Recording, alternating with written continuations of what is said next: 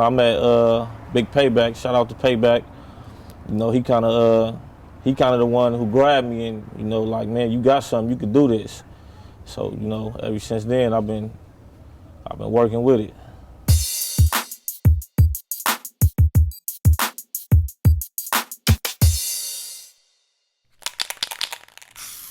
Personally, I don't like really hate 40 Glocc, but you know, he made a decision in his career that I felt like was the weakest shit you can do, being a gangster rapper.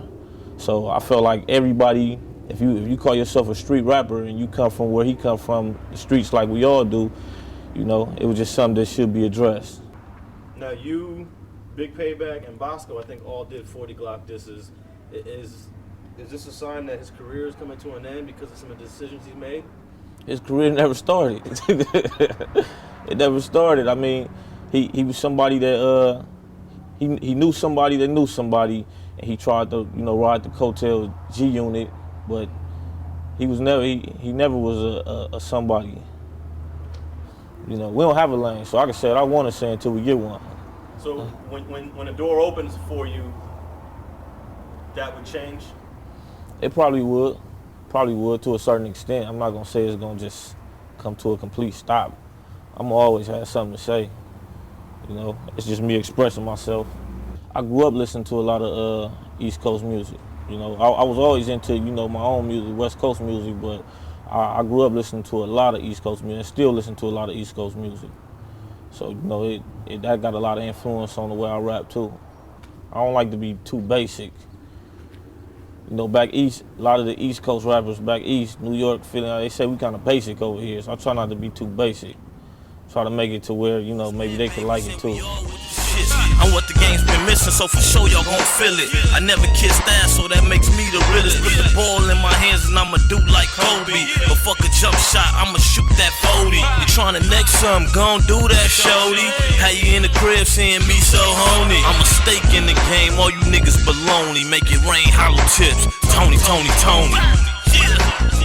It's not about lyrics no more, it's all about the dancing and, you know, who can put the most bass in the beat to make the party jump. You know, you could say anything. They got songs out right now like Shake It Like a Red Nose and shit like that. Like, I mean, when I was growing up, some shit like that wouldn't even got no radio play out here. The hip hop heads would rather bootleg than actually go buy the music. When you have a lot of women and a lot of party goers, they go buy the music. So when you know, if that's the music that's being bought, that's gonna be the biggest thing on the market. Well, as far as my daughter listening to the music, you can't stop music. So whether she hear my Papa Molly song when she get older, or she hears somebody else Papa Molly song, because there's so many of them, just hopefully like we raise her right to where she wouldn't get influenced and want to Papa Molly. Hopefully it's something she just want to dance to or something. You know, I hope no kids out there would. You know, it depends on how you raising your kids too. Like, you know, you got to raise them to know, you know, the difference in music and reality. I mean, it is an expression, so it's some reality in it. But you can't just like watching a movie. You see Arnold Schwarzenegger shooting 1,000 people in this movie. Don't go get a gun and go outside and shoot 1,000 people because you seen him do it in the movie. If you listen to my song and I say Papa Molly, don't go to the Molly man and get you a Molly. That ain't what it's for.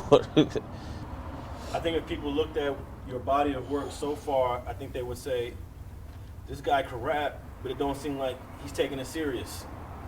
Yeah, a lot of my homies tell me that. And I do bullshit. I do.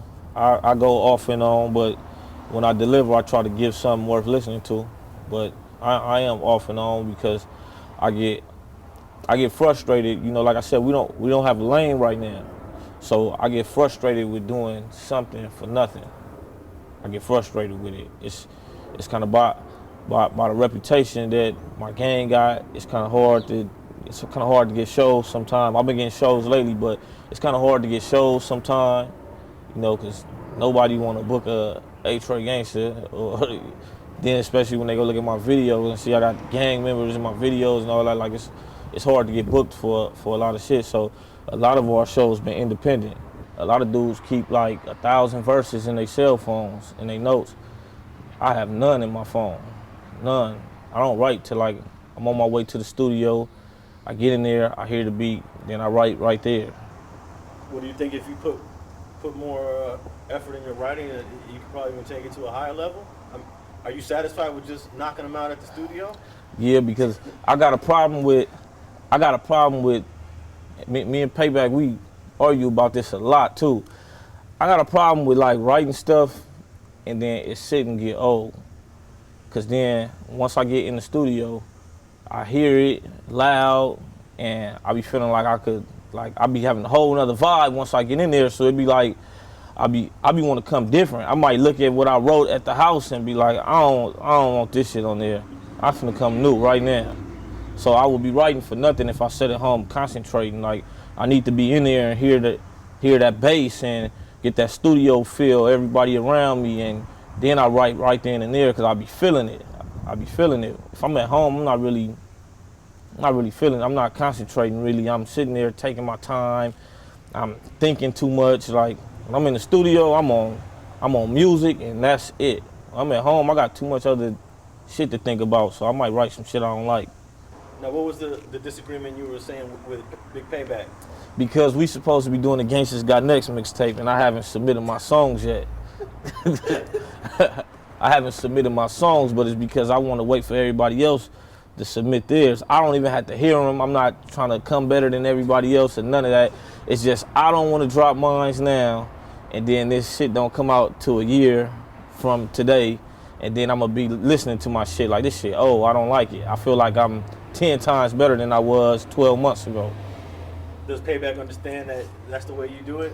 He understand. He just think I be being difficult. And I do be being difficult sometimes. Even now when like young dudes walk up and want to do it, you know, I keep it real with them and tell them the real about this that wasn't told to me when I was younger. You know, I keep it real with them.